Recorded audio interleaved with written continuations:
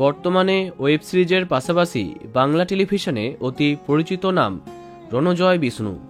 গুড্ডি ধারাবাহিকের পরে জি বাংলার কোন গোপনে মন ফেসেছে ধারাবাহিকের নায়কের চরিত্রে তাকে দেখছে দর্শক, ভালোবাসাও পাচ্ছেন অনেক।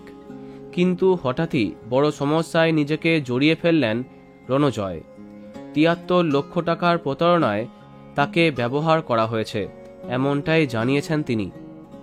তার নাম ভাঙিয়ে সিরিয়ালে সুযোগের মিথ্যে প্রতিশ্রুতি দিচ্ছে কোনো এক অসাধু ব্যক্তি বা চক্র।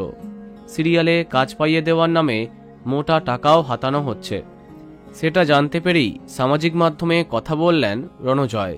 একটি ভিডিও পোস্ট করে জানান, জানতে পেরেছি আমার কোনো একটি লুকসেটের ছবি দেখিয়ে নাকি বলা হচ্ছে যে আমি একটি নতুন সিরিয়াল করতে যাচ্ছি।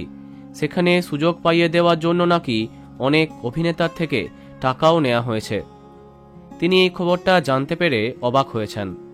তিনি জানিয়েছেন একজনের থেকে ৬০ লক্ষ টাকা এবং অপর একজনের থেকে ১৩ লক্ষ টাকা নেওয়া হয়েছে। তিনি স্পষ্ট বলেন তিনি এই রকম কোনো সিরিয়াল বা প্রজেক্ট করছেন না। সবাইকে এই ধরনের প্রতারণা চক্রের থেকে দূরে থাকার কথা তিনি বলেছেন।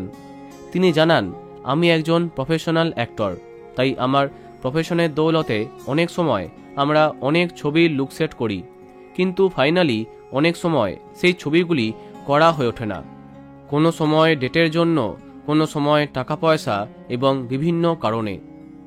তার কথায় এই রকম কোনো লুকসেটের ছবি দেখিয়ে আমি জানতে পেরেছি অনেকের কাছ থেকে অনেক টাকা পয়সা নেওয়া হয়েছে।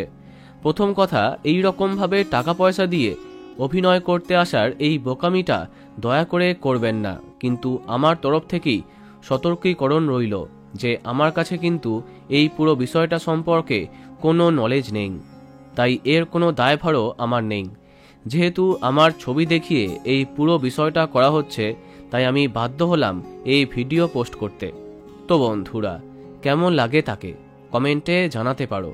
ভিডিওটি লাইক এবং শেয়ার করো।